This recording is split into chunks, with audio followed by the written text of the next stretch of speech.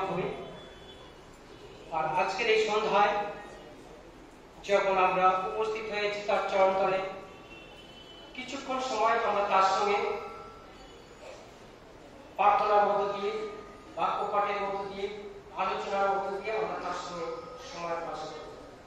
তো এই সময় আমরা চেষ্টা করব প্রত্যেকে নীরব থাকার এবং সমস্ত চিন্তা ভাবনা দূর করে আমরা সেই ঈশ্বরের সম্মুখে যখন উপস্থিত হয়েছে, ঈশ্বরকে সম্মুখে রেখে তার চরণতলে আমরা যখন নত নম্র হয়ে এসেছি, যেন তার স্পর্শ, তার আশীর্বাদ যেন আমরা পেতে পারি। আসি আমরা প্রত্যেকে মাথা নত করে চোখ বন্ধ করি। আমি সদাপ্রভুকে নিয়ত সম্মুখে রাখিয়াছি, তিনি তো আমার দক্ষিণে, আমি বিচলিত হইব না।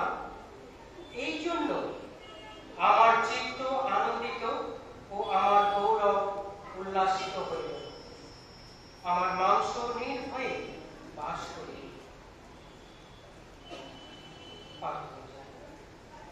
পবিত্র পবিত্র পবিত্র বাহিনীগণের সদাপ্রভু, তোমায় ধন্যবাদ, প্রশংসা, তোমার গৌরব করি যে তুমি আজকের এই সুন্দর দিন তুমি আমাদেরকে দেখতে দিয়েছো প্রভু। তোমায় ধন্যবাদ, প্রশংসা, তোমার গৌরব করি প্রভু। প্রতিদিন যা প্রয়োজন আমাদের, খাদ্য, অন্ন, বস্ত্র, সমস্ত কিছু প্রভু তুমি জুগিয়ে চলেছো প্রভু। তোমায় ধন্যবাদ, প্রশংসা করি। 2020 সাল প্রভু, তুমি আমাদের অনেক আতঙ্কের মধ্য দিয়ে, অনেক ভয় ভীতির মধ্য দিয়ে তুমি আমাদেরকে অতিক্রম করে 2021 সালে তুমি আমাদের প্রবেশ করতে তুমি সাহায্য করেছো।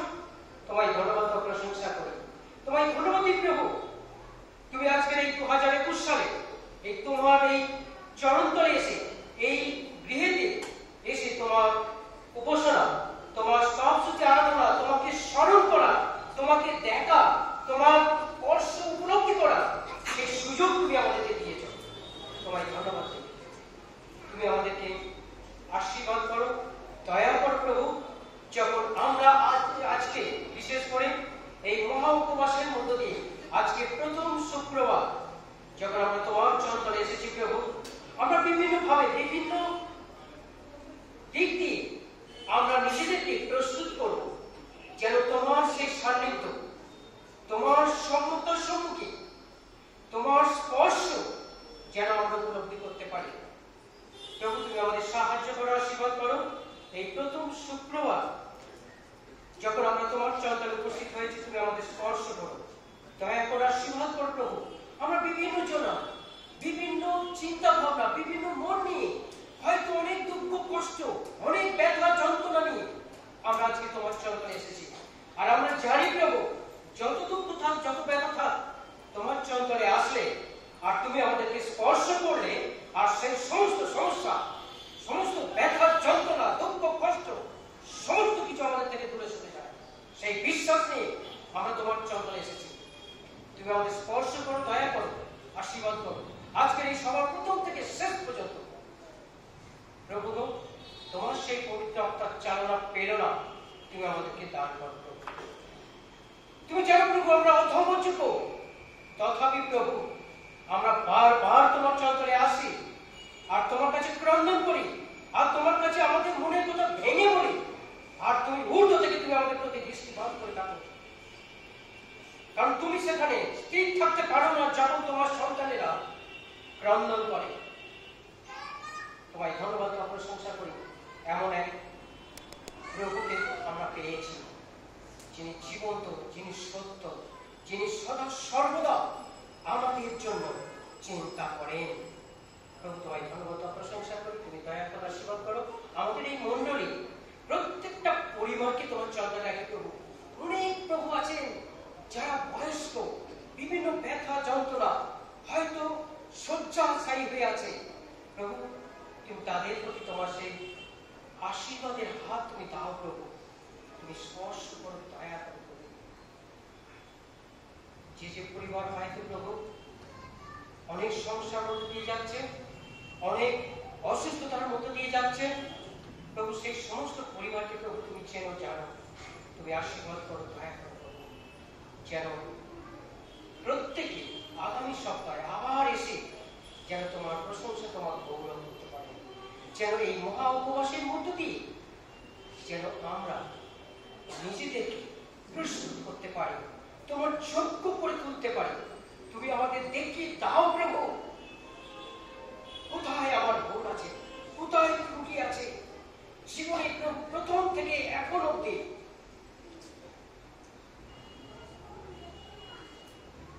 হয়তো আমরা ভুলে গিয়েছি, কিন্তু তুমি তো জানো প্রভু, তুমি ক্ষমা করো, আশীর্বাদ করো। আজকে আমাদের সকলকে প্রভু তোমার চরণে সমর্পণ করি। তুমি আমাদের সমস্ত পাপ অপরাধ তুমি ক্ষমা করেছো প্রভু, বিশ্বাস করি। আজকে তোমার আশীর্বাদ অনুভব করতে সাহায্য করে, যেন তোমার আশীর্বাদ নিয়ে আমরা নিজ নিজ গৃহে যেন আমরা ফিরে যেতে পারি আর বলতে পারি প্রভু যে তুমি জীবন্ত সত্য, তুমি আজকে আমাকে স্পর্শ করছো, আজকে তুমি আমাকে সুস্থতা দিয়েছ, আজকে তুমি আমার সেই সমস্ত দুশ্চিন্তা থেকে প্রভু তুমি আমাকে আজকে দূর করছো। তোমায় ধন্যবাদ, তুমি আশীর্বাদ করো, দয়া করো। হয়তো প্রভু এখন অনেকে আসছে প্রভু রাস্তাঘাটে, তুমি তাদেরকেও তুমি আসতে সাহায্য করো প্রভু, তুমি দয়া করো। যারা হয়তো এই সন্ধ্যায় আসতে পারবে না, দেখতে পায় না চোখে, প্রভু তাদেরকেও প্রভু এই আশীর্বাদ তুমি তাদেরকেও দান করো, আশীর্বাদ করো, দয়া করো। সকল প্রশংসা গৌরব মহিমা তোমাকে দিয়ে পাঠালাম যিশুর নামে। আমরা এই সময় ঈশ্বরের প্রশংসাতে আমরা প্রথম আমরা গান গাইব, গান সংখ্যা 34 সংখ্যার গান, 34 সংখ্যার গান আমরা প্রথম গাইব ঈশ্বরের প্রশংসাতে। So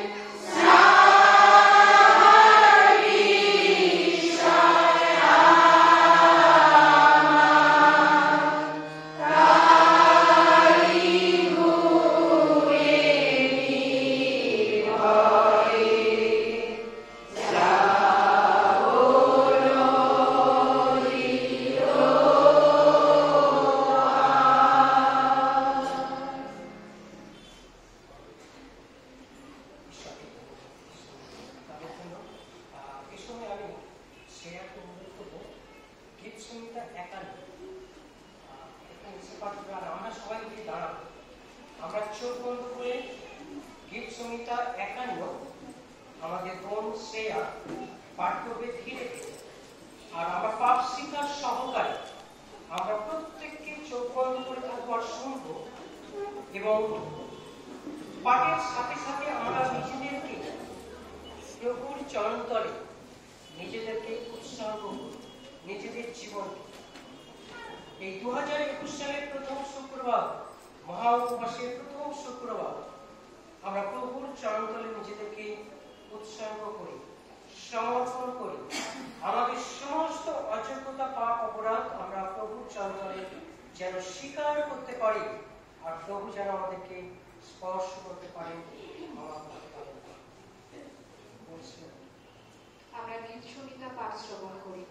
গীত সংহিতা 91 গীত। হে ঈশ্বর, তোমার দয়ানুসারে আমার প্রতি কৃপা করো। তোমার করুণার বাহুল্য অনুসারে আমার অধর্ম সকল মার্জনা করো। আমার অপরাধ হইতে আমাকে নিঃশেষে ধৌত করো। আমার পাপ হইতে আমাকে শুচি করো। কেননা আমি নিজে আমার অধর্ম সকল জানি, আমার পাপ সতত আমার সম্মুখে আছে। তোমার বিরুদ্ধে, কেবল তোমারই বিরুদ্ধে আমি পাপ করিয়াছি। তোমার দৃষ্টিতে যাহা উচিত তাহাই করিয়াছি। অতএব তুমি আপনার বাক্যে ধর্মময়, আপনার বিচারে নির্দোষ রহিয়াছ। দেখো, অপরাধে আমার জন্ম হইয়াছে, পাপে আমার মাতা আমাকে গর্ভে ধারণ করিয়াছিলেন। দেখো, তুমি আন্তরিক সত্যিকৃত, তুমি গুরুস্থানে আমাকে প্রজ্ঞা শিক্ষা দিবে। এসব দ্বারা আমাকে মুক্ত পাপ করো, তাহাতে আমি শুচি হইব। আমাকে ধৌত করো, তাহাতে আমি হিম অপেক্ষা শুক্ল হইব। আমাকে আমোদ ও আনন্দের বাক্য শোনাও, তোমার দ্বারা চলিত অস্থি সকল প্রফুল্ল। আমার পাপ সমূহের প্রতি মুখ আচ্ছাদন করো, আমার সকল অপরাধ মার্জনা করো। হে ঈশ্বর, আমাকে বিশুদ্ধ অন্তঃকরণ সৃষ্টি করো, আমার অন্তরে সুস্থির আত্মাকে নূতন করিয়া দাও। তোমার সম্মুখ হইতে আমাকে দূর করিও না, তোমার পবিত্র আত্মাকে আমার হইতে হরণ করিও না। তোমার পরিত্রাণের আনন্দ আমাকে পুনরায় দাও, ইচ্ছুক আত্মা দ্বারা আমাকে ধরিয়া রাখো। আমি অধর্মচারীদিগকে তোমার পথ শিক্ষা দিব, পাপীরা তোমার দিকে ফিরিয়া আসবে। হে ঈশ্বর, হে আমার পরিত্রাণের ঈশ্বর, রক্তপাতের দোষ হইতে আমাকে উদ্ধার করো। আমার জীবকা তোমার ধর্মশীলতার বিষয়ে গান করিবে। হে প্রভু, আমার ওষ্ঠাধর খুলিয়া দাও, আমার মুখ তোমার প্রশংসা প্রচার করিবে। কেননা তুমি বলিদানে প্রীত নহ, হইলে তাহা দিতাম। হোমে তোমার সন্তোষ নাই। ঈশ্বরের রাজ্য ভগ্ন আত্মা। হে ঈশ্বর, তুমি ভগ্ন ও চূর্ণ অন্তঃকরণ তুচ্ছ করিবে না। তুমি আপন অনুগ্রহে সিওনের মঙ্গল করো, তুমি জেরুসালেমের প্রাচীর নির্মাণ করো। তখন তুমি ধার্মিকতার বলি, হোম ও পূর্ণাহুতিতে প্রীত হইবে। তখন লোকে তোমার বেদির উপরে বিশ্বদিগকে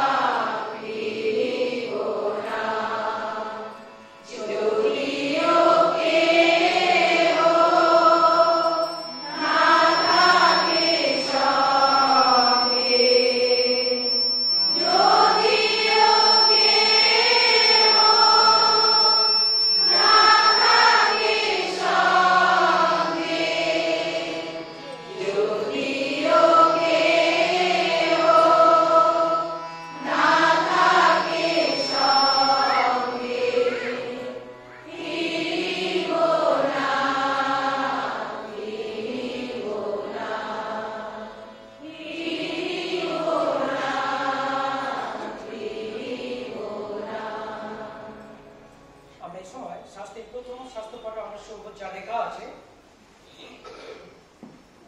আদি পুস্তক তার 32 অধ্যায় 24 পদ থেকে 30 পদ পর্যন্ত। আদি পুস্তক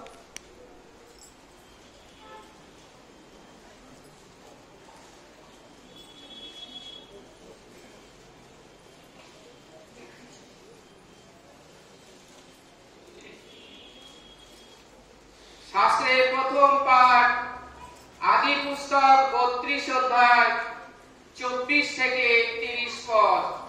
শাস্ত্রের প্রথম পাঠ আদি পুস্তক 32 অধ্যায় 24 থেকে 30 পদ। পৃষ্ঠা সংখ্যা পুরাতন নিয়মে 50। আদি পুস্তক 32 অধ্যায় 24 পদে পাঠের আরম্ভ এইরূপ। আর যাকব তথায় একাকী রহিলেন এবং এক পুরুষ প্রভাত পর্যন্ত তাহার সহিত মল্লযুদ্ধ করিলেন, কিন্তু তাহাকে জয় করিতে পারিলেন না দেখিয়া তিনি যাকবের শরীফলকে আঘাত করিলেন। তাহার সহিত এইরূপ মল্লযুদ্ধ করাতে যাকবের উরুফলক স্থানচ্যুত হইল। পরে সেই পুরুষ কহিলেন, আমাকে ছাড়ো, কেননা প্রভাত হইল। যাকব কহিলেন, আপনি আমাকে আশীর্বাদ না করিলে আপনাকে ছাড়িব না। পুনশ্চ তিনি কহিলেন, তোমার নাম কি? তিনি উত্তর করিলেন, যাকব। তিনি কহিলেন, তুমি যাকব নামে আর আখ্যাত হইবে না, কিন্তু ইসরায়েল ঈশ্বরের সহিত যুদ্ধকারী নামে আখ্যাত হইবে, কেননা তুমি ঈশ্বরের ও মনুষ্যদের সহিত যুদ্ধ করিয়া জয়ী হইয়াছ। তখন যাকব জিজ্ঞাসা করিয়া কহিলেন, বিনয় করি আপনার নাম কি, বলুন। তিনি বলিলেন, কি জন্য আমার নাম জিজ্ঞাসা করো? পরে তথায় যাকবকে আশীর্বাদ করিলেন। তখন যাকব সেই স্থানের নাম পনুয়েল, ঈশ্বরের মুখ রাখিলেন, কেননা তিনি কহিলেন, আমি ঈশ্বরকে সম্মুখী হইয়া দেখিলাম, তথাপি আমার প্রাণ বাঁচিল। ইহাই প্রভুর বাক্য। এই সময় আমরা দ্বিতীয় শাস্ত্রপাঠ আমরা শুনবো যা লেখা আছে। মথিলিখিত সুসমাচার তার 26 অধ্যায় 36 থেকে 44 পদ পর্যন্ত। মথিলিখিত সুসমাচার তার 26 অধ্যায় 36 থেকে 44 পদ পর্যন্ত।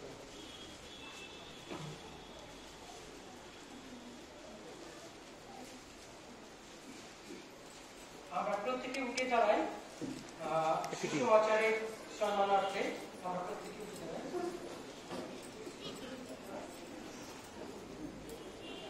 মথিলিখিত সুসমাচার তার 26 অধ্যায় 36 থেকে 44 পদ। পাঠের আরম্ভ এইরূপ। তখন যীশু তাহাদের সহিত গেতসেমানী নামক এক স্থানে গেলেন, আর আপন শিষ্যগণকে কহিলেন, আমি যতক্ষণ ওখানে গিয়া প্রার্থনা করি ততক্ষণ তোমরা এখানে বসিয়া থাকো। পরে তিনি পিতরকে এবং সিবিদীয় 2 পুত্রকে সঙ্গে লইয়া গেলেন, আর দুঃখার্ত ও ব্যাকুল হইতে লাগিলেন। তখন তিনি তাহাদিগকে কহিলেন, আমার প্রাণ মরণ পর্যন্ত দুঃখার্ত হইয়াছে, তোমরা এখানে থাকো, আমার সঙ্গে জাগিয়া থাকো। পরে তিনি কিঞ্চিত অগ্রে গিয়া উপুর হইয়া পড়িয়া প্রার্থনা করিয়া কহিলেন, হে আমার পিত, যদি হইতে পারে তবে এই পানপাত্র আমার নিকট হইতে দূরে যাও, তথাপি আমার ইচ্ছা মতো না হোক, তোমার ইচ্ছা মতো হোক। পরে তিনি সেই শিষ্যদের নিকটে আসিয়া দেখিলেন তাহারা ঘুমাইয়া পড়িয়াছেন। আর তিনি পিতরকে কহিলেন, এ কি, 1 ঘণ্টাও কি তোমরা আমার সঙ্গে জাগিয়া থাকিতে তোমাদের শক্তি হইল না? জাগিয়া থাকো ও প্রার্থনা করো, যেন পরীক্ষায় না পড়ো। আত্মা ইচ্ছুক বটে, কিন্তু মাংস দুর্বল।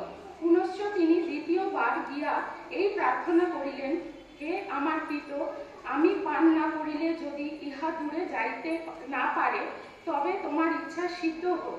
পরে তিনি আবার আসিয়া দেখিলেন তাহারা ঘুমিয়া পড়িয়াছেন। কেননা তাহাদের চক্ষু ভারী হইয়া পড়িয়াছিল। আর তিনি পুনরায় তাহাদিওকে ছাড়িয়া গিয়া তৃতীয়বার পূর্ব মতে কথা বলিয়া প্রার্থনা করিলেন। ইহাই প্রভুর বাক্য। আপনারা যখন দাঁড়িয়ে আছেন একটু প্রত্যেকে একটু সামনে এগিয়ে আসবেন। প্রত্যেকে একটু করে যতটা সম্ভব সামনে এগিয়ে এসে বসুন। দয়া করে এগিয়ে এসে আপনারা প্রত্যেকে নিজ নিজ জায়গায় বসে যান।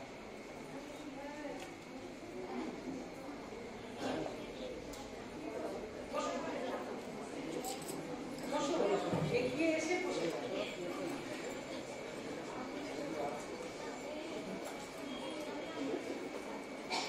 এই সময় আমরা দ্বিতীয় গান আমরা গাইব ঈশ্বরের প্রশংসার্থে, তারপর আমরা বাক্যে যাব। দ্বিতীয় গান 282 সংখ্যার গান।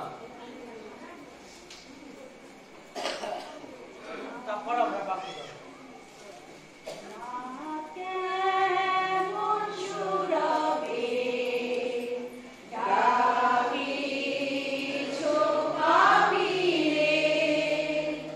Oh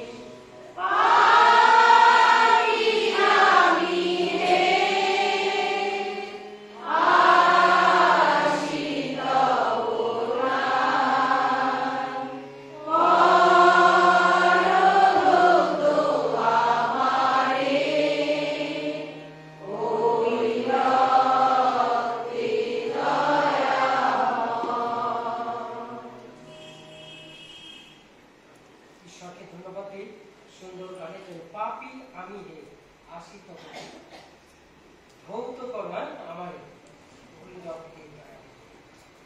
ঈশ্বরকে ধন্যবাদ দিই। প্রত্যেকটা যখনই আমরা গান করে আসি, গানের মধ্যে দিয়ে যিনি গান লেখেন তার সেই প্রার্থনা গানের মধ্যে দিয়ে প্রকাশ পায়। ঈশ্বরকে ধন্যবাদ দিই যে আমরা এই 2021 সালে আমরা মহা উপবাসের মধ্য দিয়ে আমরা যেতে শুরু করেছি। আজকে প্রথম শুক্রবার আমি বললাম। আর ঈশ্বরকে ধন্যবাদ দিই যে আমরা গত বছরেও আমরা ঠিক এইভাবে আমরা শুরু করেছিলাম, কিন্তু শেষ পর্যন্ত আমরা প্রভুর চরণতলে অর্থাৎ উপাসনালয়েতে আমরা গুড ফ্রাইডে আমরা দেখতে পাইনি। কিন্তু ঈশ্বরকে ধন্যবাদ দিই এবছর আমরা আবার শুরু করতে পেরেছি অনেক ঘাত প্রতিঘাতের মধ্য দিয়ে। আর আজকে যখন আমরা শুরু করেছি আমাদের প্রার্থনা থাকবে যেন আমরা এই উপবাসের মধ্য দিয়ে প্রত্যেকে যেন আমাদের ব্যক্তিগত প্রার্থনার মধ্য দিয়ে প্রার্থনা আমরা করব যেন এবছর প্রভুর সেই আশীর্বাদ যেন আমাদের মধ্যে থাকে এবং আমরা যেন সেই ক্রুশীয় যে শক্ত বাণী গুড ফ্রাইডে যেন আমরা প্রত্যেকে এসে যেন আমরা প্রত্যেকে সেটা উপলব্ধি করতে পারি, আমরা যেন ঈশ্বরের আশীর্বাদ আমরা যেন পেতে পারি, এটাও আমাদের প্রার্থনা থাকবে। তো ঈশ্বরকে ধন্যবাদ দিই যে আজকে আমরা যখন উপস্থিত হয়েছি অনেক দুঃখ কষ্ট অনেক আতঙ্কের মধ্য দিয়ে অনেক ভয়ের মধ্য দিয়ে এখনো আমাদের মধ্যে সেই একেবারে দূর হয়ে যায়নি, কিন্তু আছে। কিন্তু আমরা বিশ্বাস করি প্রভু আমাদের মধ্য থেকে সেই সমস্ত রোগ দূর করবেন। আর আজকে যখন আমরা একসাথে তার চরণতলে উপস্থিত হতে পেরেছি আমরা বাক্যের মধ্যে দিয়ে যাই যেন প্রভু আমাদেরকে আশীর্বাদ করেন। আসে আমরা প্রার্থনা করি।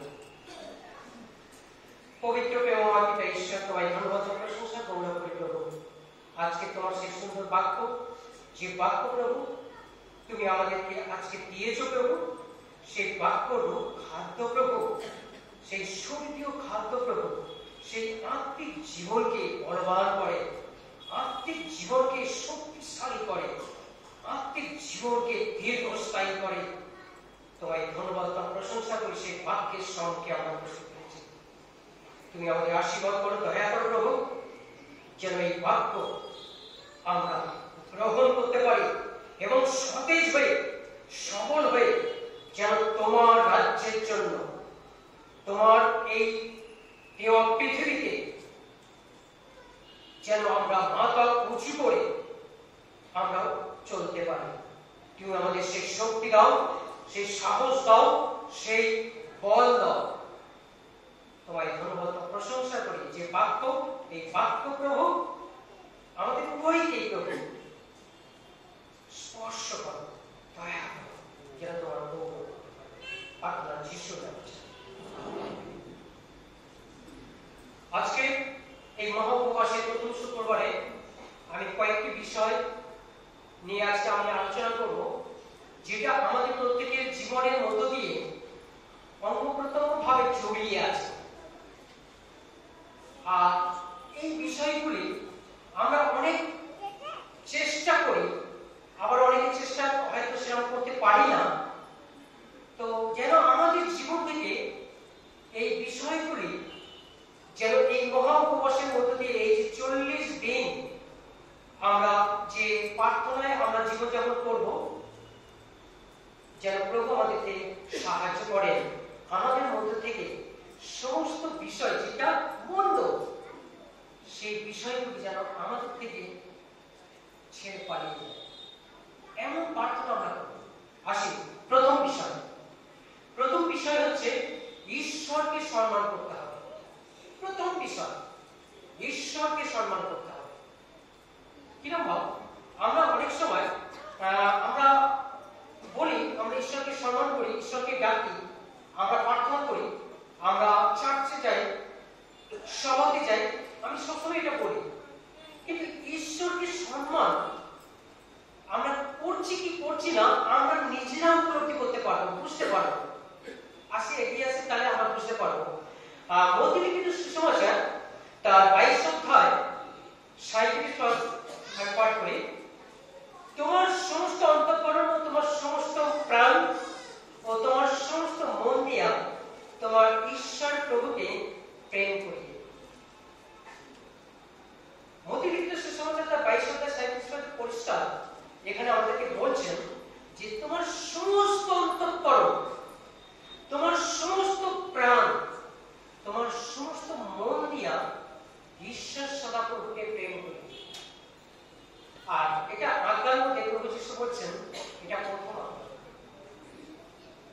অর্থাৎ ঈশ্বরকে আমরা সম্মান করব, ঈশ্বরকে আমরা ভালোবাসবো।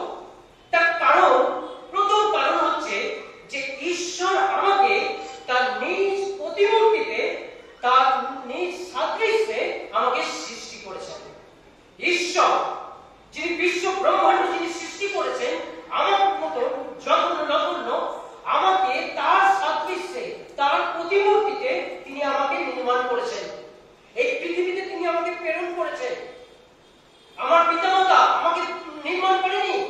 বাইবেল বলছে যদি আমরা দেখি ইয়োব 33 অধ্যায় 4 পদে বলছে, ঈশ্বরের আত্মা আমাকে রচনা করিয়াছে।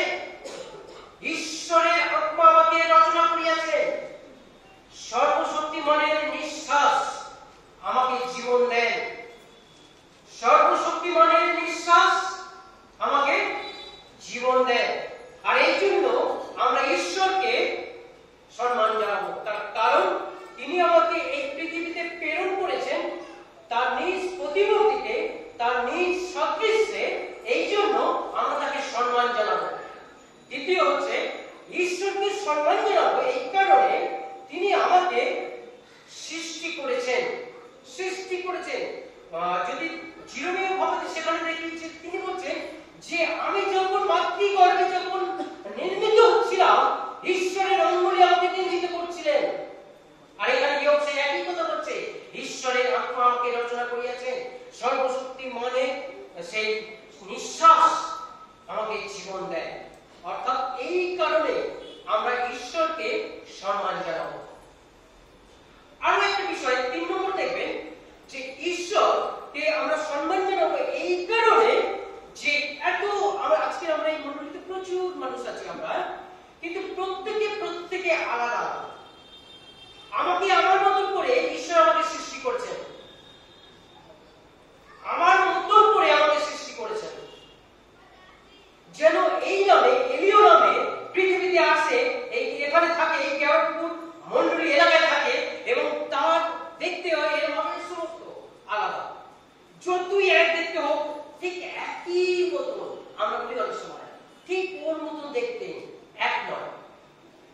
আমরা দেখবেন যখন কোনো কিছু করতে চাই সরকারি ক্ষেত্রে আমাদের পুরো আঙুলের ছাপ নেওয়া হয়। তার কারণ কি জানেন? প্রত্যেকের আলাদা। ঈশ্বরের সৃষ্টি এই পৃথিবীতে এত মানুষ, কোটি কোটি মানুষ, কিন্তু প্রত্যেকে আলাদা। এর জন্য ঈশ্বরকে ধন্যবাদ দিই যে এত মানুষের মধ্যে ঈশ্বর আমাকে আমার মতো করে সৃষ্টি করেছেন। আর আমরা অনেক সময় কি করি, বিভিন্ন ওই নায়িকা তাদের মতন আমরা অনুকরণ করতে চেষ্টা করি না, যাকে ভালো লাগে তার মতন আমরা অনুকরণ করি। এখন অনেক সময় আমরা কি করি, আমরা ওই অনেক ছেলেরা কানে দুলো করে। বাইবেল বলছে যে মেয়েদের যে পোশাক, মেয়েদের যে ড্রেস মেয়েরা পরবে, ছেলেদের ড্রেস ছেলেরা পরবে। কিন্তু আজকের আমরা সেটা একেকার করে দিয়েছি। বাইবেল বলছে ঈশ্বরকে সম্মান করো, তোমার সমস্ত অন্তঃকরণ, তোমার সমস্ত প্রাণ, তোমার সমস্ত মন দিয়া ঈশ্বর সদাপ্রভুকে প্রেম করিবে। চতুর্থ নম্বর, ঈশ্বরকে কেমন আমরা সম্মান করি আমরা কেউ হয়তো আমরা বলতে পারবো না, ঠিক পার্সেন্টেজ আমরা করতে পারবো না। ঈশ্বরকে কেমন আমরা সম্মান করি, যখন আমরা অফারিং আমরা তুলি, সামান্য একটা ছোট্ট বিষয় একটা উদাহরণ হচ্ছে, যখন আমরা অফারিং তুলি তখন আমরা ঈশ্বরকে কতটা ভালোবাসি আমরা নিজে নিজে আমরা বুঝতে পারছি, আমরা জানি কতটা ঈশ্বরকে সম্মান করছি। কারণ বলছি এখানে গীত সঙ্গীতে আমরা পড়েছি না যে কেননা আমি নিজে আমার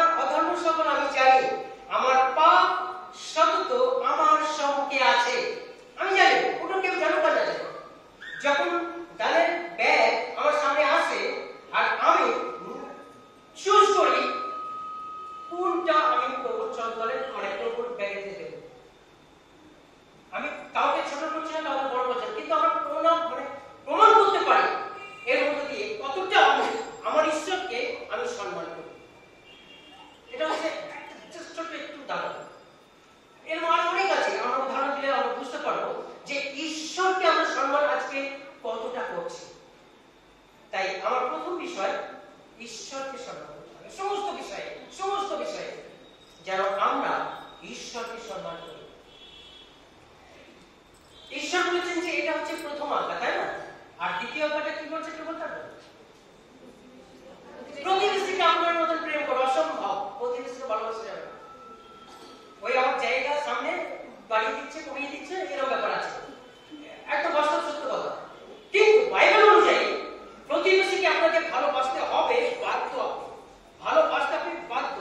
তার কারণ কি জানেন? ঈশ্বরের দৃষ্টিতে আপনি নিষ্কলঙ্ক, মানে পরিষ্কার, নির্মল আপনি হতে পারবেন না যদি আপনি প্রতিবেশীকে ভালো না বাসেন। কারণ প্রতিবেশীকে যদি আপনি ভালো না বাসেন, আপনার মধ্যে তাকে দেখলেই আপনার রাগ হবে, আপনার হিংসা হবে, আপনি বিভিন্ন বিষয় আপনার মাথায় আসবে। অর্থাৎ ঈশ্বরের দৃষ্টিতে আপনি আবার পাপ করলেন।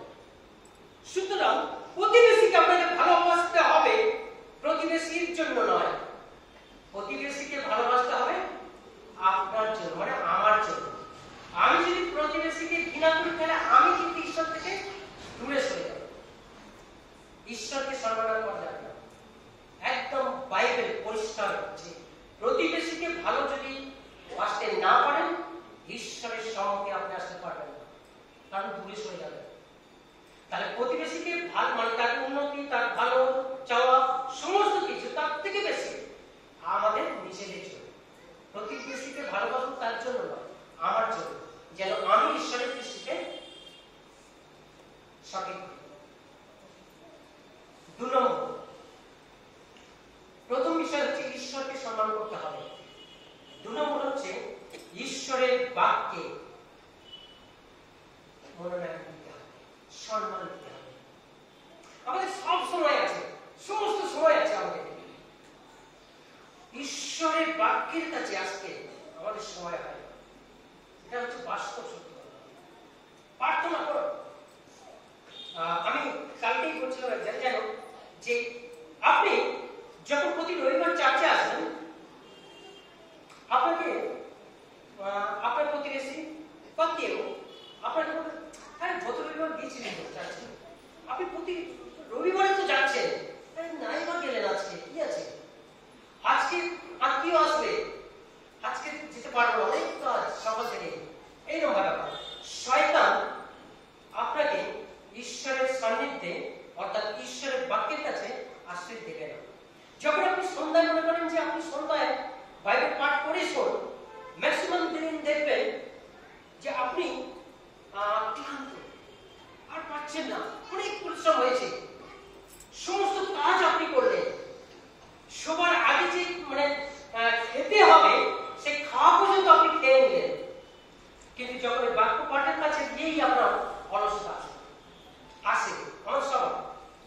সেই জন্য এখানে বলছে যে ঈশ্বরের বাক্য, মানে দেখবেন অনেক সময় আজকের দিন ফোন দেখবেন ঘন্টার পর ঘন্টা কানে ফোন ধরে রয়েছে ছেলেমেয়েরা, বিশেষ করে যারা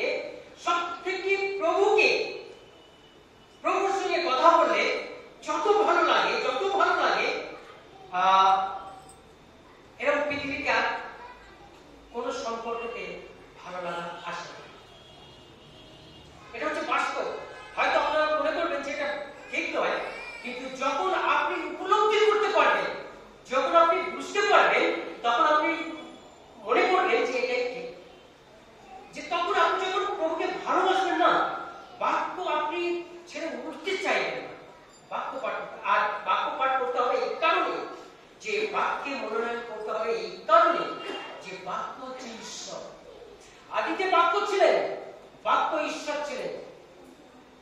আদিতে বাক্য ছিলেন, বাক্য ঈশ্বরের কাছে ছিলেন, বাক্য ঈশ্বর ছিলেন। তাহলে বাক্য ছিলেন এখানে বলছে না, বাক্যকে ছিলেন বলে না, কিন্তু এখানে বলা হচ্ছে তার কারণ বাক্যতে প্রাণ আছে, অর্থাৎ ঈশ্বর। বাক্য আদিতে বাক্য ছিলেন, বাক্য ঈশ্বরের কাছে ছিলেন, আর বাক্য ঈশ্বর। সুতরাং ঈশ্বর, বাক্য হচ্ছে ঈশ্বর, এবং আপনি আপনার ঘরেতে ঈশ্বরকে পেয়েছেন। ঈশ্বর আর অন্য কোথাও নেই, দূরে নেই, ঈশ্বর আপনার ঘরেতে আছে। ঈশ্বরের বাক্য আপনি যত মুখস্থ করবেন, যত পাঠ করবেন, আর তত আপনি ঈশ্বরের সঙ্গে কথা বলবেন। একদম পরিষ্কার। আর বলছে যোহন 1 অধ্যায় 1 পদটা আছে, আর 1 অধ্যায় 14 পদে বলছে, আর সেই বাক্য মানুষের মূর্তিমান হবে। অর্থাৎ সেই বাক্য মানুষের মূর্তিমান হলে, সেই বাক্য মানুষের মূর্তিমান হলে, অর্থাৎ বাক্য হচ্ছে ঈশ্বর। তাহলে আপনি ঈশ্বরকে কোথায় খুঁজছেন? ঈশ্বর আপনার ঘরে আছে, ঈশ্বর আপনার কাছে আছে। ঈশ্বরের বাক্য আপনি মুখস্থ করুন, ঈশ্বর আপনার অন্তরে থাকবেন। বাস্তব সত্য কথা। কলসীতে বলছে 3 অধ্যায় 16-17 পদ বলছে, তোমরা বাক্য প্রচুর পরিমাণে হৃদয়ে সঞ্চয় করে রাখো। প্রচুর পরিমাণে হৃদয়ে বাক্য সঞ্চয় করে রাখো, অর্থাৎ ঈশ্বরকে সঞ্চয় করুন। ঈশ্বর আপনাকে ছেড়ে কোথাও যাবে না, কারণ এই বাক্য আপনাকে চালনা দেবেন, এই বাক্য আপনাকে পথ দেখাবে, এই বাক্য আপনাকে নির্দেশ দেবে যে আপনি কোন পথে চলছেন, কোন পথে চলা উচিত। এই বাক্যই আপনাকে সঠিক পথে নিয়ে যাবে। দেখবেন মতি তার 7 অধ্যায় 13 পদে আছে, সংকীর্ণ দ্বার দিয়া প্রবেশ করে। মতিতে আছে, দেখবেন সংকীর্ণ দ্বার হচ্ছে প্রভুর সেই দ্বার। আপনি যখন যেতে চাইবেন না, খুব কষ্ট হবে, এবং যখন আপনি সেই দ্বারে প্রবেশ করবেন, আপনি কিছুই দেখতে পাবেন না, কিছুই নেই। আর যখন আপনি প্রশস্ত এই জগতের দিকে দৃষ্টিপাত করবেন, দেখবেন চারিদিকে বিভিন্ন রঙে, বিভিন্ন আমাদের দৃষ্টির লোকজনক, চোখের লোকজনক, আমাদের মনের লোকজনক জিনিস আমরা দেখতে পাবো। আর সেই পথে আমরা ম্যাক্সিমাম মানুষ সেটাকে আমরা চুজ করি, যা সুন্দর দেখতে, জানেন? লোক আমরা অনেক লোক থেকে জানি লোকের বিষয় না, দেখছি চারিদিকে সবুজ। হ্যাঁ, ওখানে যদি আমি যাই তাহলে আমার কোনো কিছুর অভাব হবে না, কিন্তু সেই লক্ষ্য, সেই দৃষ্টি তাকে শেষ করে দিচ্ছে। আজকের এমন আমাদের সেই সংকীর্ণ দ্বার দিয়ে যখন আপনি প্রবেশ করবেন, যখন আপনি ভিতরে প্রবেশ করবেন, সেখানে দেখবেন ঈশ্বরের গৌরব, ঈশ্বরের প্রশংসা তার নিঃসর্গকে না করছে। যখন আপনি ভিতরে প্রবেশ করবেন, আস্তে আস্তে করে যখন ভিতরে প্রবেশ করবেন, কিন্তু এই বিস্তীর্ণ দ্বার দিয়ে যখন আপনি প্রবেশ করবেন, আপনাকে প্রবেশ করতে বেশি দূরে যেতে হবে না। আপনি আপনার পরিবারের কাছেই, আপনার প্রতিবেশীর কাছে, আপনার এলাকাতেই আপনি ধ্বংস হয়ে যাবেন, আপনি শেষ হয়ে যাবেন।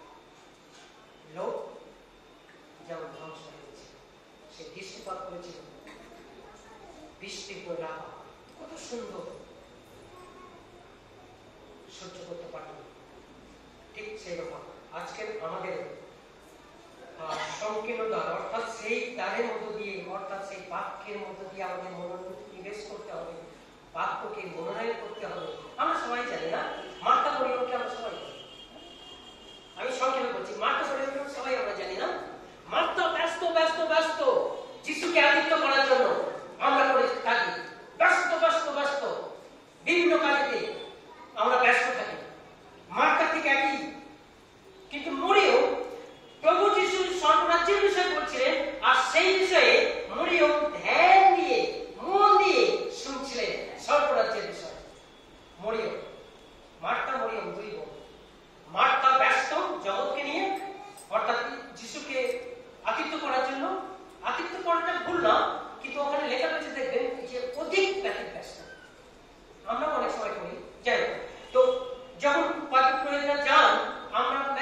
পরিবার আমরা আতিথ্য করতে চেষ্টা করি, কিন্তু আমরা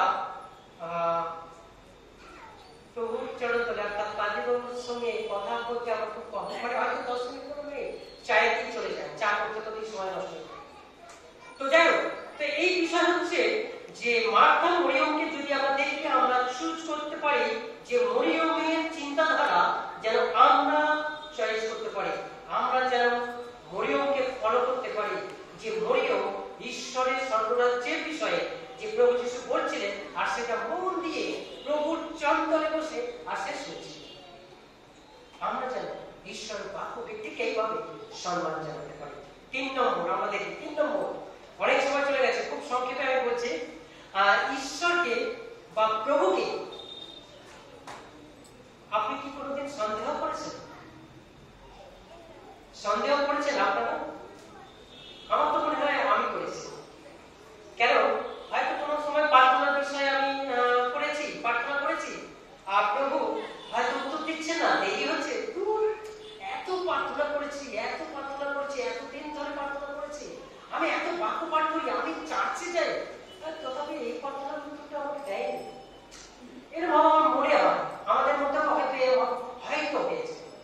তো এরকম ঈশ্বরকে বা প্রভুকে সন্দেহ করবেন না। তো আমরা দেখি যোহন 20 অধ্যায় 24-25 পদ। যোহন 20 অধ্যায়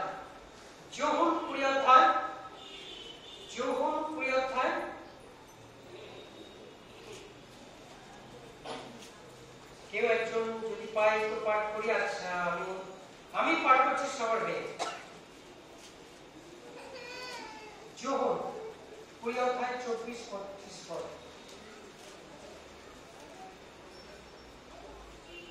যিশু যখন আসিয়াছিলেন তখন থোমা, সেই 12 জনের একজন, যাহাকে দিদুম বলে, তিনি তাহাদের সঙ্গে ছিলেন না।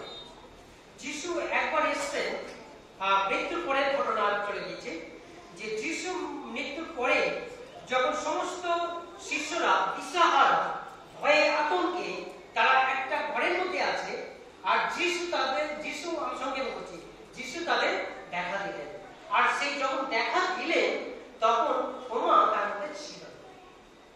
তারপরেতে থোমাকে যখন শিষ্যরা বলছে যে অতএব অন্য শিষ্যরা তাহাকে কহিলেন, আমরা প্রভুকে দেখিয়াছি, কিন্তু তিনি তাহাদেরকে বলিলেন, আমি যদি তাহার 2 হাত প্রেতের চিহ্ন না দেখি ও সেই প্রেতের স্থানে আমার অঙ্গুলি না দিই এবং তাহার কুক্ষি দেশের মধ্যে আমার হাত না দিই, তবে কোনো মতে বিশ্বাস করিব না।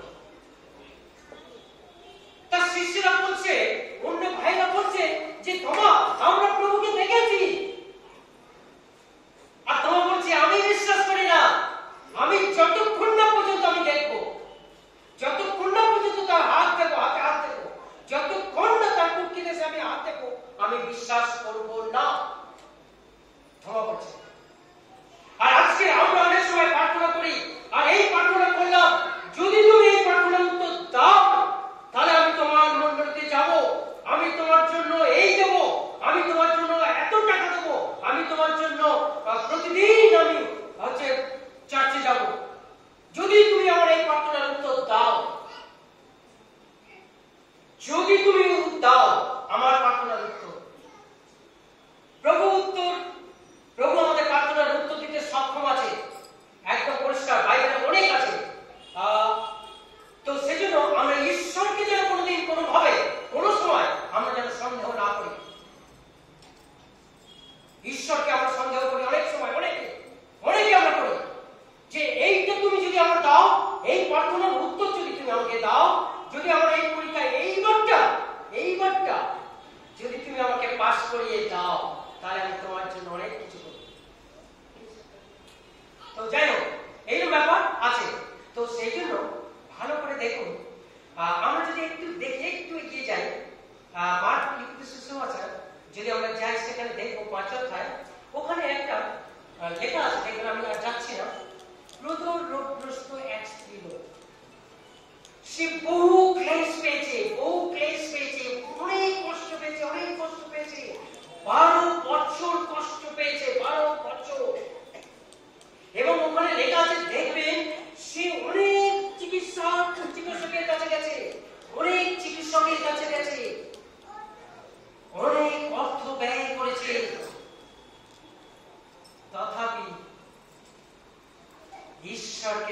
সন্দেহ করেনি। যদি আমি প্রভুর বস্ত্র যদি স্পর্শ করতে পারি, আমি সুস্থ হয়ে যাব। Praise the lord, praise the lord, জয় যিশু। যদি আমি স্পর্শ করতে পারি, আমি সুস্থ হয়ে যাব। কি সুন্দর না?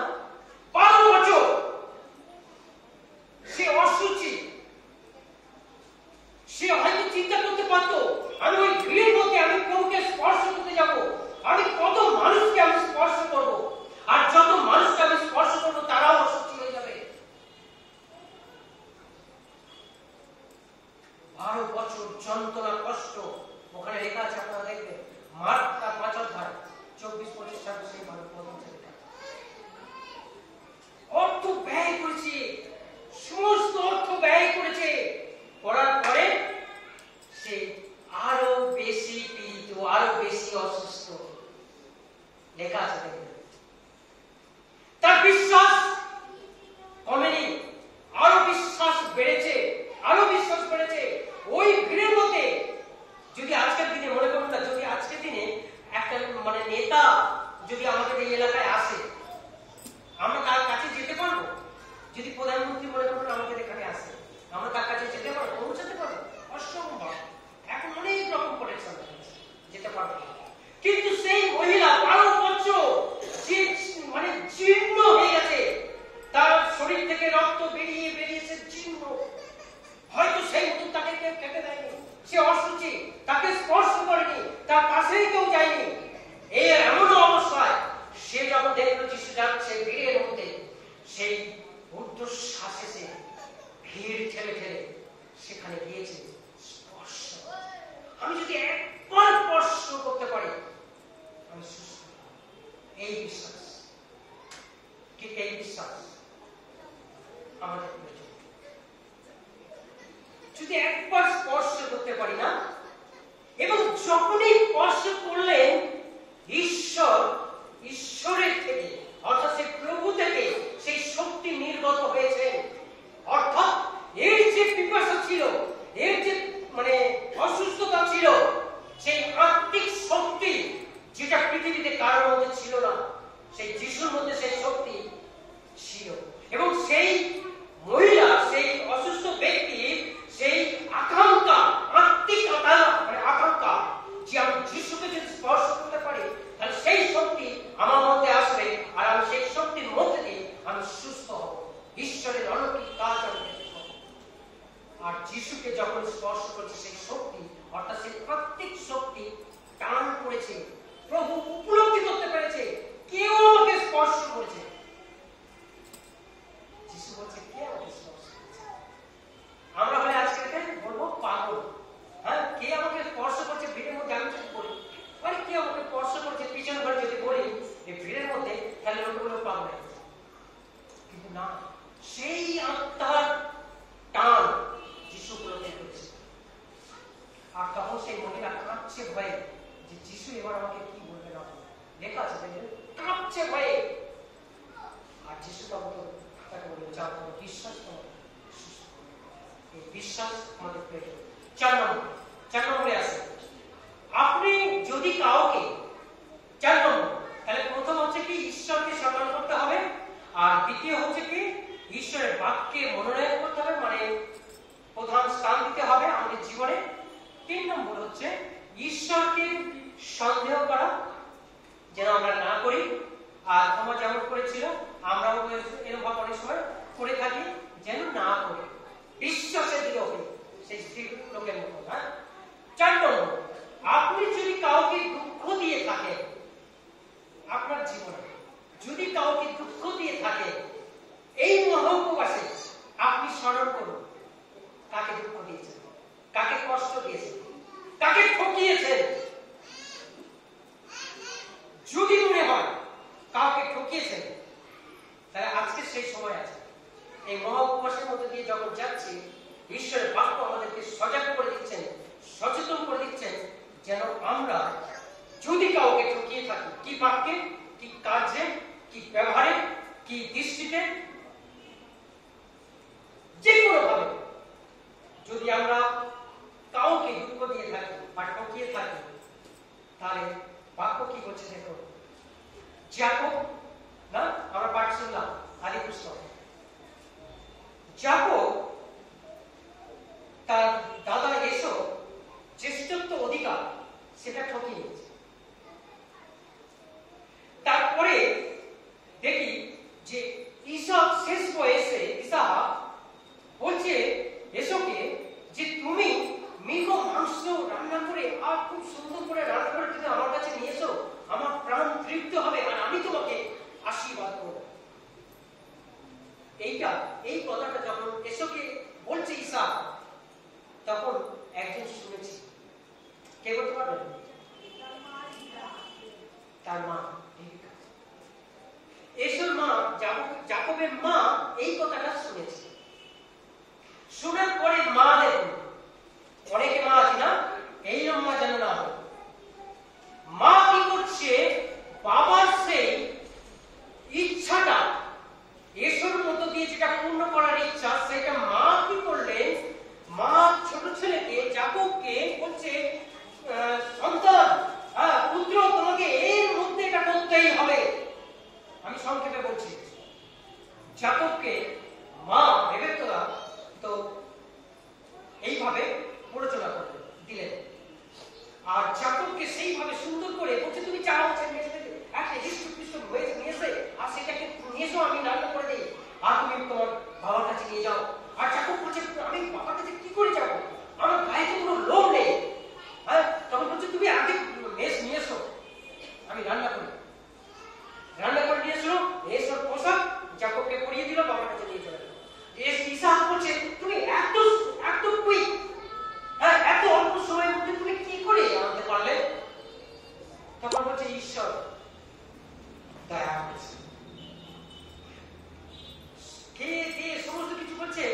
ইসাহাক বলছে, দেখুন বলে লেখা আছে, বলছে স্বর তো যাকবের স্বর, কিন্তু স্পর্শ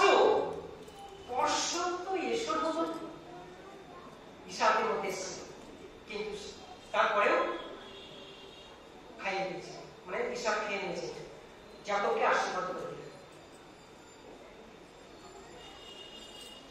এই ছলনা, এই ছল যেন আমাদের জীবনে না আসে।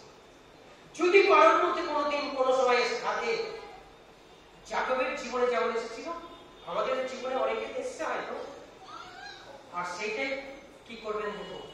আদি পুস্তক 32, সেখানে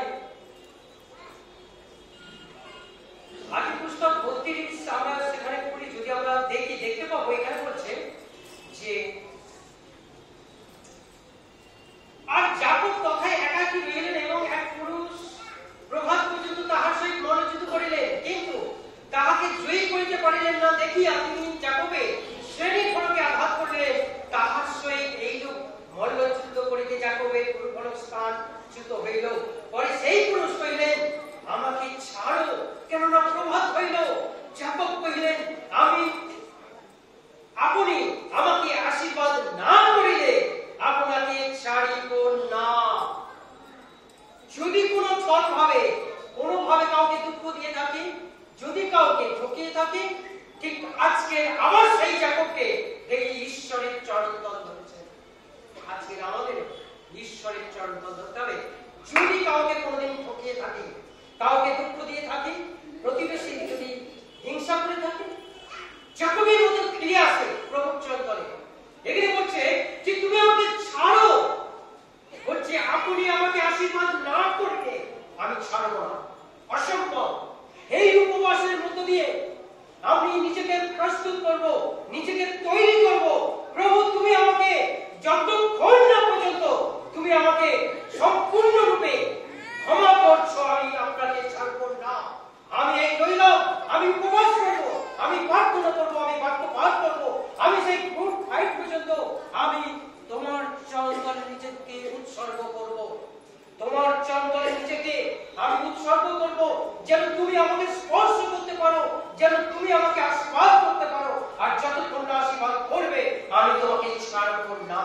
যাকবের যারা বলতে পারে আমি তোমাকে ছাড়ব না যতক্ষণ না পর্যন্ত তুমি আমাকে আশীর্বাদ করবে, আমি তোমাকে ছাড়ব।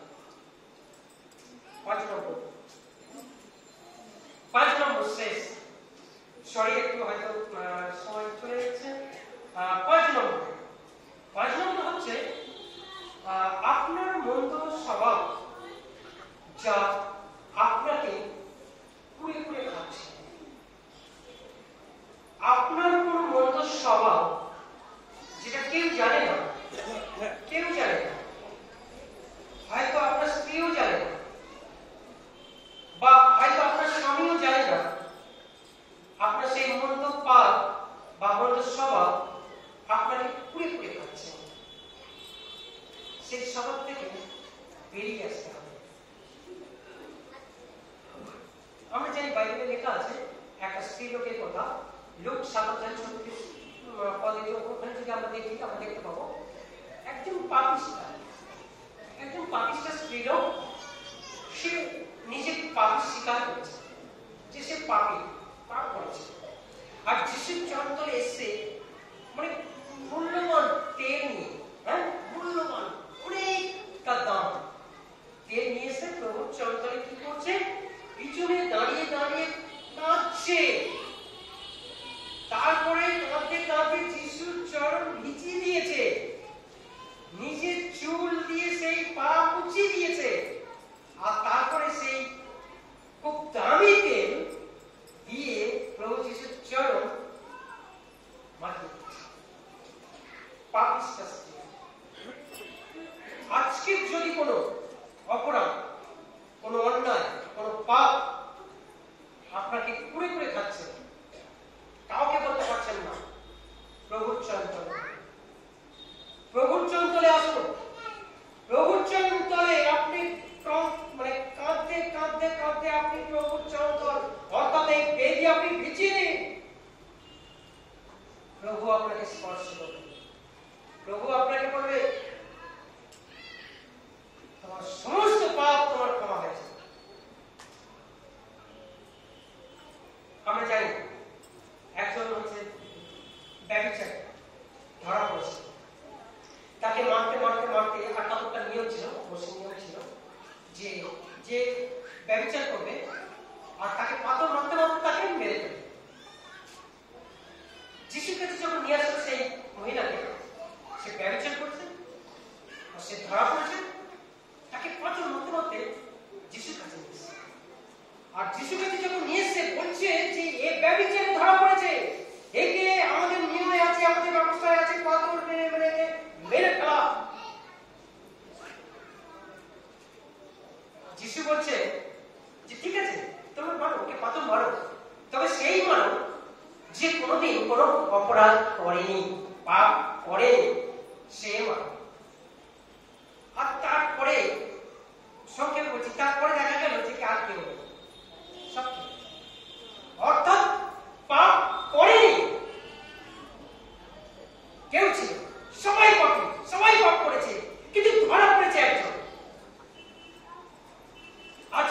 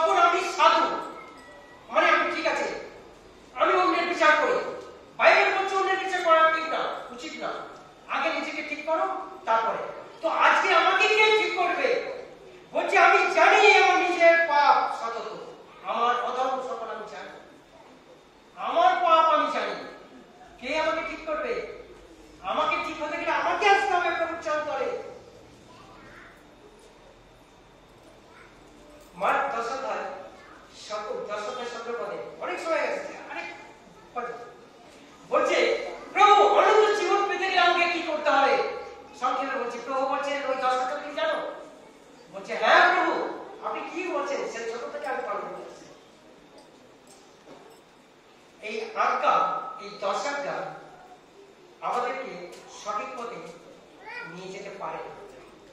কিরকম জানেন? এই দশরটা আজকের আমরা সার্ভিস করে মুখস্থ করি, বাচ্চারা একদম পুরো মুখস্থ, কিন্তু যখন আমরা কাজ করি, যখন আমরা জীবনযাপন করি, আমাদের মধ্যে কিন্তু সে পরিবর্তন নেই, একই কাজ করি। সেই একটা আমাদের রেভারেন্ড মনোরঞ্জন বাবু বলতেন না, ব্যাগ আসবে, দানা ছাড়বে, ভুলে খেয়ে না। সেই ব্যাগ এসে ধরে নিয়ে চলে যাচ্ছে খাঁচায় করে, খাঁচার মধ্যে বাকি রয়েছে, আবার সে খাঁচার মধ্যে থেকে কি করছে, ব্যাগ আসবে, দানা ছাড়াবে, ভুলে মানে আমাদের জীবনটা হচ্ছে এইরকম। আমরাও চলেছি সেই পাপের মধ্যে, আমরাও করছি সেই জঘন্য মন্দ কাজ আমরা করছি। কেউ ধরা পড়ছি, কেউ পড়ছি না। যে পড়ছে ধরা, সে পাপ করছে, আর যে ধরা পড়ছে না, সে পাপ করছে না। মানে এইরকম আমাদের চিন্তাধারা এসেছে, আমি তো পাপ করি, মানে আমাকে তো জানে না, ঠিক এইরকম ব্যাপার। বিজ্ঞান সাবধান, ঈশ্বরের বাপ্পা আছে আমাদের প্রত্যেকে। এই 2021 সালে মহা উপবাসের মধ্যে প্রথম শুক্রবার ঈশ্বর আমাদেরকে 5টি বিষয়, আর অনেক কিন্তু 5টি বিষয় স্মরণে রাখবেন। প্রথম বিষয় হচ্ছে ঈশ্বরকে স্মরণ করা, ঈশ্বর বাক্যকে মনোনয়ন করা। 3 নম্বর হচ্ছে মন্দ সব, 3 নম্বর হচ্ছে প্রভুকে সন্দেহ না করা। চতুর্থ হচ্ছে কাউকে যদি দুঃখ দিয়ে থাকেন বা ঠকিয়ে থাকেন, সে বিষয়ে বলা আছে। 5 নম্বর হচ্ছে আপনার মধ্যে স্বভাব, সমস্ত কিছু আপনাকে ত্যাগ করতে হবে। আজকে তো জানেন, মানে একটু আমার মনে পড়ে গেল, আজকে না আমরা কি ছেলে কি মেয়ে আমরা না সাজি, নিজেদের জন্য না। আমরা কেউ কোনোদিন একদম বাস্তব ভাবে, আমরা কেউ পরিবারে কোনোদিন কেউ একদিন সারাদিন সেজে স্বামীর কাছে আমরা কেউ ছিলাম, সেজে বুঝে স্বামীর কাছে কেউ কোনোদিন সারাদিন কেউ ছিল কি, স্বামী কি স্ত্রী হয়ে গেছে। কিন্তু যখন আমরা বাইরে যাই, আমরা সেজে বুঝে যাই। কেন কেন সাজি? কার জন্য সাজি? অন্যের জন্য, যেন অন্য আমাকে দেখে বলে খুব ভালো আছে, খুব সুন্দর। এই জগৎ এই জায়গায় ম্যাক্সিমাম বাস্তব ঘটনা। আমরা কেন সাজি? কোথায় সাজি? আমাদের স্বামীর কাছে আমরা কেন সাজি না? সেই ছেঁড়া নাইটি আর সেই ছেঁড়া কাপড় আমরা আমাদের স্বামীর কাছে পড়ে থাকি। আর যখন বাইরে বেরিয়ে যাচ্ছি, অন্য পুরুষেরা দেখবে, তখন আমি সুন্দর করে সাজছি অন্যের কাছে ভালো সাজার জন্য। বাস্তব ঘটনা, বাস্তব ঘটনা। কেন কেন এগুলো? স্বামী স্ত্রীর কাছে, স্বামী স্ত্রীর কাছে ভালো সাজতে পারে না, স্বামী স্ত্রীর কাছে ভালো সাজতে পারে না, আমরা করি না। সেটা জগৎ চেঞ্জ হয়ে যাচ্ছে, অন্যের কাছে আমরা ভালো সাজতে, ঈশ্বরের কাছে আমরা কেউ ভালো সেজে আসতে পারি না। দামি শাড়ি, দামি প্যান্ট শার্ট, ঈশ্বরের কাছে আমরা কেউ আসতে পারি না। ঈশ্বর তো দিয়েছেন, কিন্তু আমরা চাই যখন বিয়ে বাড়িতে যাই, যখন কোনো অনুষ্ঠানে যাই, ঈশ্বর আপনাদেরকে আশীর্বাদ করুন, যেন আমরা এইগুলি সজাগ হই, সচেতন হই, সাবধান হই। ঈশ্বর সুযোগ দিয়েছেন 2020 সালে, যে একটা বন্যা এসেছিল আমাদের জীবনে, সেই বন্যা থেকে আমরা কি রক্ষা পেয়েছি। 2021 সালে আমরা আসতে পেরেছি। ঈশ্বরকে ধন্যবাদ দিই। ঈশ্বরের বাক্য বিভিন্ন ভাবে আমাদেরকে সজাগ সচেতন করছে, যেন আমরা সজাগ সচেতন হই, নাহলে আমাদের সম্মুখে বিপদ আছে, আরো বিপদ আছে। যদি আমরা স্থির না হই, যদি আমরা সঠিক না হই, যদি আমরা পরিবর্তন না হই, তাহলে ঈশ্বরের দৃষ্টিতে আমাদের জীবনে আরো ভয়ানক পরিস্থিতি দিন আসছে। তাই সময় থাকতে সময়ের সৎ ব্যবহার আমরা যেন করতে পারি, সময় থাকতে যেন সময়ে সৎ ব্যবহার যেন আমরা করতে পারি।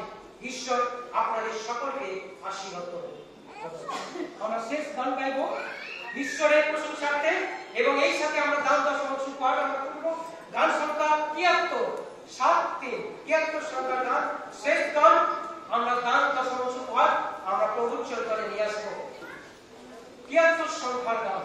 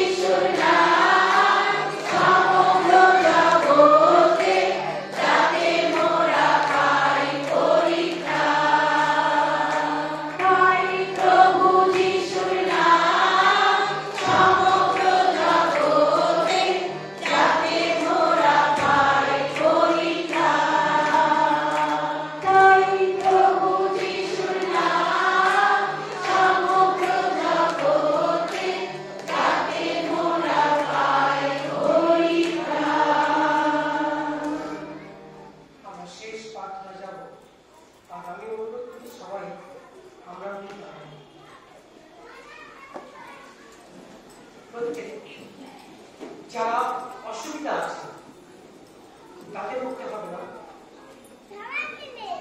কিন্তু আমরা যারা পারবো তারা আমাদের দ্বারাই প্রভুর চরণতলে চোখ বন্ধ করি। প্রভুর বাক্য যা আজকে প্রভু আমাদেরকে দিয়েছেন, সেই বাক্য যেন এখানে শেষ না হয়ে যায়। ব্যক্তিগতভাবে আমাদের প্রত্যেকের জীবনে সেই বাক্য যেন কার্যকারী হতে পারে। তুমি কেবল বলবৎ হও, সাহস করো, বিষয় সাহস করো, নিরাশ কি হতাশ হয় না। প্রভুকে বলুন, না ছাড় বান্দা, না স্পর্শ করলে আমি তোমাকে ছাড়ব না। প্রভুকে বলুন, আমি জানি আমাদের মধ্যে অনেক আছে, আমাদের অনেক অযোগ্যতা আছে, অনেক মন্দ বিষয় আমাদের মধ্যে লুকিয়ে আছে, যা কেউ জানে না, কিন্তু প্রভু জানেন। কিন্তু প্রভুর সেই প্রশংসার্থে, প্রভুর সেই গৌরবার্থে প্রভু আনন্দিত হচ্ছেন না। তাই আসুন প্রভুর কাছে বলি, আমরা কিছুক্ষণ চুপ করে থাকি, তারপরে প্রার্থনায় যাব, নিজে নিজে নিজের বিষয়ে জানি, প্রভুর কাছে বলি। প্রভু আমাদের ক্ষমা করবেন। মনুষ্য পুত্রের সেই ক্ষমতা আছে পাপ ক্ষমা করা, এই জগতে আর কারোর কাছে নেই। অন্য কোন নামে আমরা পরিত্রাণ পেতে পারি না, সেই নাম আছে প্রভু যিশুর নাম।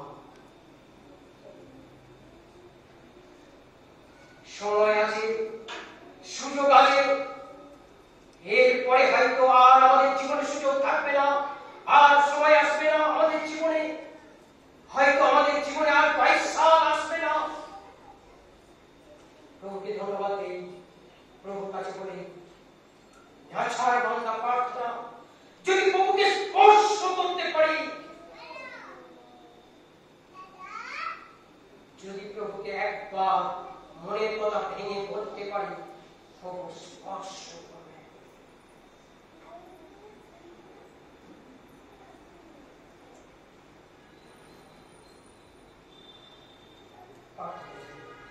পবিত্র পবিত্র প্রেমময় পিতা ঈশ্বর, তোমায় ধন্যবাদ প্রশংসা তোমাকে গৌরব করি। আজকের এই সুন্দর দিন দিয়েছিলে প্রভু, তোমায় ধন্যবাদ প্রশংসা করি। সুন্দর সভাতে প্রভু তোমার সেই প্রার্থনা গানের মধ্য দিয়ে প্রভু তোমায় ধন্যবাদ প্রশংসা গৌরব করি। প্রভু তোমায় ধন্যবাদ প্রশংসা করি। প্রভু আমাদের এই মন্ডলী, বিশেষ করে প্রভু কয়াকে প্রভু তোমার চন্দ্রে রাখি, মহিলা মাদেরকে রাখি তোমার চন্দ্রে। প্রভু প্রত্যেকে তুমি স্পর্শ করো, দয়া করো, আশীর্বাদ করো, তারা যেন প্রতিদিন প্রতিনিয়ত তোমার সেই মন্ডলীর কার্যের জন্য তোমার সেই দাসদের সঙ্গে যেন সময় দিতে পারে, আর এই মন্ডলী যেন দিন প্রতিদিন বৃদ্ধি পেতে পারে। তোমায় ধন্যবাদ প্রশংসা করি। প্রভু এই মন্ডলী সুন্দরভাবে সেই বিক্রিয়া করতে তুমি কত সুন্দর করেছো প্রভু, সাহায্য করে তোমায় ধন্যবাদ প্রশংসা করি। তোমার এই দাসদের মধ্য দিয়ে প্রভু সেই অর্থ এসেছে প্রভু, তোমার এই দাসদেরকে প্রভু তুমি আশীর্বাদ করো, তুমি সুস্থ সবল রেখো, সমস্ত মন্দ থেকে প্রভু পৃথক থাকতে তুমি সাহায্য করো, তুমি শক্তি দিও, সমস্ত মন্দকে যেন ঘৃণা করতে পারে সেই শক্তি তুমি দিও প্রভু, যেন এই মন্ডলী যেন তোমার মন্ডলী, এই মন্ডলীর মধ্য দিয়ে যেন তুমি উচ্চকৃত, তুমি গৌরবান্বিত হতে পারো প্রভু। তুমি যেন প্রভু এই মন্ডলীর মধ্য দিয়ে প্রভু তুমি আরো অনেক মন্ডলীর কাছে সাক্ষ্য হতে পারো প্রভু, তুমি দয়া করে আশীর্বাদ করো। আমরা এই এখন প্রভু প্রত্যেকে প্রভু নিজ নিজ গৃহে ফিরে যাবো প্রভু, তোমার স্পর্শ দিও, তোমার আশীর্বাদ দিও, তোমার আশীর্বাদ অনুগ্রহ দয়া তোমাদের সঙ্গে দিও, সুস্থতা দিও প্রভু, তুমি দয়া করে আশীর্বাদ করো প্রভু। আমাদের এই রাজ্যে, এই দেশে প্রভু সেই ভোট আসছে প্রভু, ভোট যেন নিরাপদে নির্বিঘ্নে হতে পারে প্রভু, তুমি সাহায্য করো, আশীর্বাদ করো, যেন উপযুক্ত যাকে তুমি মনোনয়ন করেছো প্রভু তিনি যেন প্রভু নেতৃত্ব দিতে পারে, তুমি সাহায্য করো, আশীর্বাদ করো প্রভু। আমাদের এই মন্ডলীর বাবুদেরকে ডাকি প্রভু, আমাদের দুই পালি বাবু আছেন প্রভু, তাদেরকে ডাকি প্রভু, তুমি তাদের সুস্থ সবল রেখো, তাদের কাজে তুমি আশীর্বাদ করো প্রভু, তাদের পরিবারগুলিকে তুমি আশীর্বাদ করো, তুমি দয়া করে আশীর্বাদ করো প্রভু। প্রভু তুমি দয়া করে আশীর্বাদ করো এই মন্ডলীর প্রত্যেকটা ছোট বড় সমস্ত মেম্বারকে রাখি তোমার চন্দ্রে, তুমি সাহায্য করে আশীর্বাদ করো প্রভু, তুমি দয়া করো। যারা খুব অসুস্থ পীড়িত আছে প্রভু তাদের আরেকটি বার কষ্ট করো, তুমি দয়া করো, তারা যেন সুস্থতা অনুভব করতে পারে। প্রভু তুমি দয়া করো, তোমার বাক্যের জন্য তোমাকে আরেকটি বার ধন্যবাদ দিই প্রভু। তোমার সেই সুন্দর বাক্য, মধুর বাক্য তুমি দিলে, যে বাক্য প্রভু আমরা যেন আমাদের জীবনে প্রভু যেন কাজে লাগাতে পারি এবং তোমার দিকে যেন এগিয়ে আসতে পারি। তুমি সাহায্য করো, আশীর্বাদ করো প্রভু, তুমি দয়া করো। বিশেষ করে প্রার্থনা করো প্রভু, যে দান প্রভু তোমার চরণে নিয়ে এসেছে প্রভু, এই দান প্রভু যে যে পরিবার থেকে এসেছে প্রভু, যে যে হাত তোমাকে দিয়েছে প্রভু, সেই হাত এবং সেই পরিবারগুলোকে তুমি আশীর্বাদ যুক্ত করো, যেন আমরা 60 গুণ 100 গুণ যেন আশীর্বাদ পেতে পারি। তুমি সাহায্য করো, আশীর্বাদ করো প্রভু, তুমি দয়া করো। আমাদের প্রত্যেককে সুস্থতা দিও, আনন্দ দিও প্রভু, তুমি দয়া করো। সকল গৌরব মহিমা তোমাকে দিও। প্রার্থনা